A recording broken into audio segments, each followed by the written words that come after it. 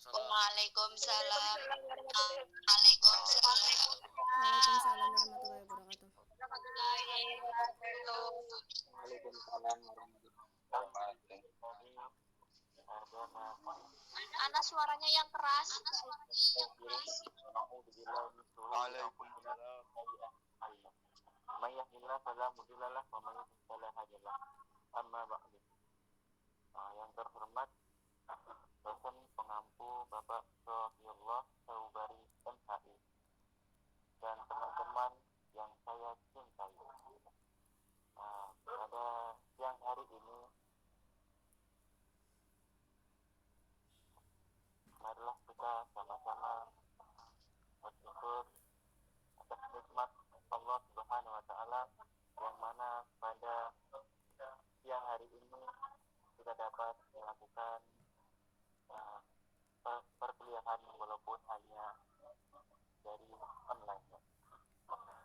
Kedua kalinya salawat dan salam kita hadirkan kepada Nabi kita, Nabi junjungan alam, yakni Nabi kita Muhammad Sallallahu Alaihi Wasallam. Mana beliau telah membawa kita dari zaman kegelapan hingga ke zaman yang terang-terang. Baiklah, saya tidak akan memperpanjangkan mukadimah saya. Saya di sini sebagai moderator dari kelompok 3. Tentunya saya tidak sendiri. Saya bersama rekan saya Hanif Mauladi, Asfi Asosias, dan Rifa Arifah. Dan saya sendiri Ahmad Romdoni. Langsung saja saya akan memberikan waktu kepada saudari Asfi. Kepadanya kami persilahkan.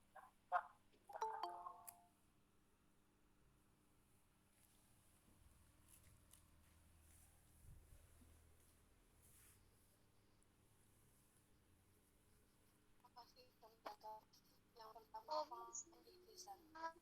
Saat hadis atau bahasa, ikhtisan berarti memperhitungkan sesuatu lebih baik, atau adanya sesuatu itu lebih baik, atau mengikuti sesuatu yang lebih baik, atau mencari yang lebih baik untuk diikuti karena memang disuruh untuk itu.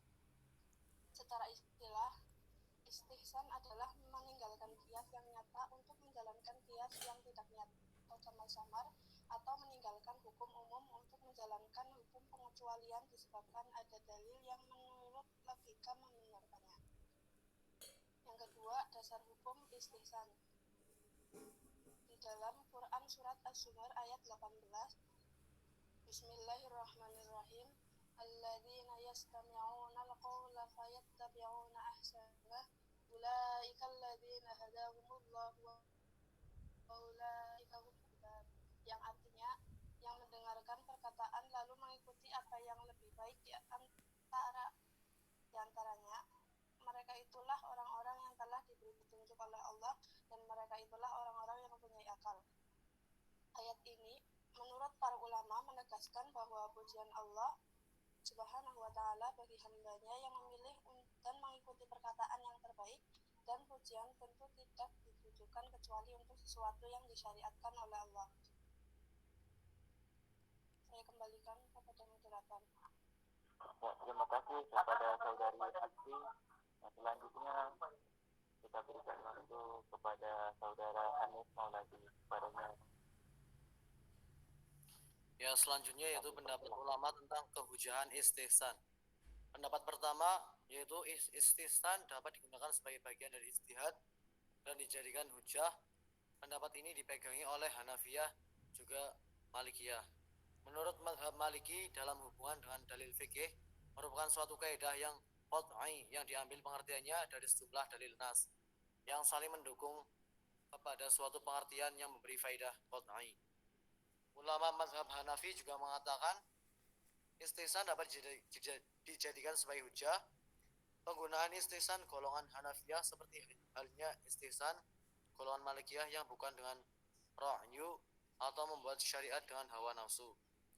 Kemudian pendapat yang kedua, istihsan tidak dapat dijadikan sebagai hujah dalam berijtihad. Pendapat ini dipegangi oleh mazhab Syafi'iyah dan Zahiriyah.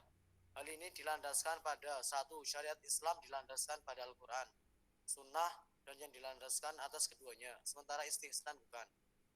Yang kedua, dalam Al-Quran menyebutkan seorang hamba harus merujuk kepada Allah dan Rasulnya dalam menyelesaikan masalah. Sementara istihsan tidak. Kemudian seorang mujtahid dibenarkan untuk menyimpulkan hukum dengan akalnya, maka tentu hal yang sama boleh dilakukan oleh seorang awam yang boleh jadi lebih cerdas daripada sang mujtahid.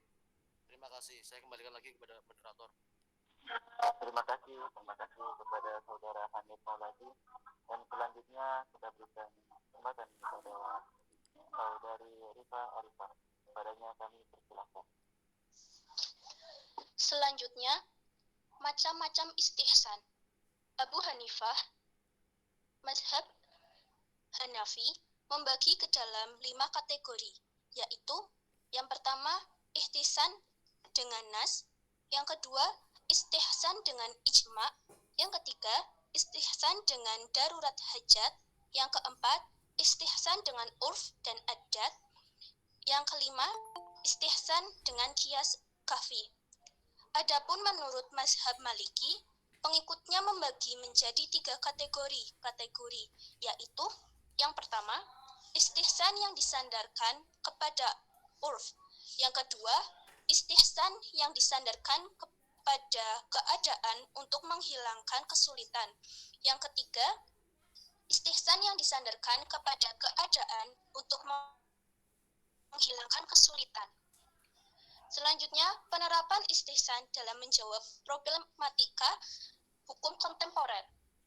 Aplikasi metode istihsan dalam kasus fikih kontemporer, yaitu hasil ijtihad terhadap masalah hukum Islam yang terjadi pada masa kekinian, dengan menggali sumber hukum Islam berupa Al-Quran dan Sunnah dan yurisprudensi ulama terdahulu, serta mengintegrasikan iptek dalam menyimpulkan hasil ijtihad yang berspirit pada kemaslahatan umat manusia di dunia dan di akhirat. Terima kasih. Ya, terima kasih kepada saudari Rifa Arifah. Nah, mungkin itu saja yang dapat kami presentasikan pada siang hari ini. Lebih kurangnya kami mohon maaf karena kami masih dalam proses belajar juga. Dan selanjutnya, Assalamualaikum warahmatullahi wabarakatuh. belum. Nah, selanjutnya sesi tanya jawab. Nah, itu dilanjutkan di WA Group. Nah, kami menerima untuk 4 penanya tercepat. Dan selanjutnya kami tutup dengan Assalamualaikum warahmatullahi wabarakatuh. Waalaikumsalam Assalamualaikum warahmatullahi wabarakatuh. warahmatullahi wabarakatuh. Waalaikumsalam warahmatullahi wabarakatuh.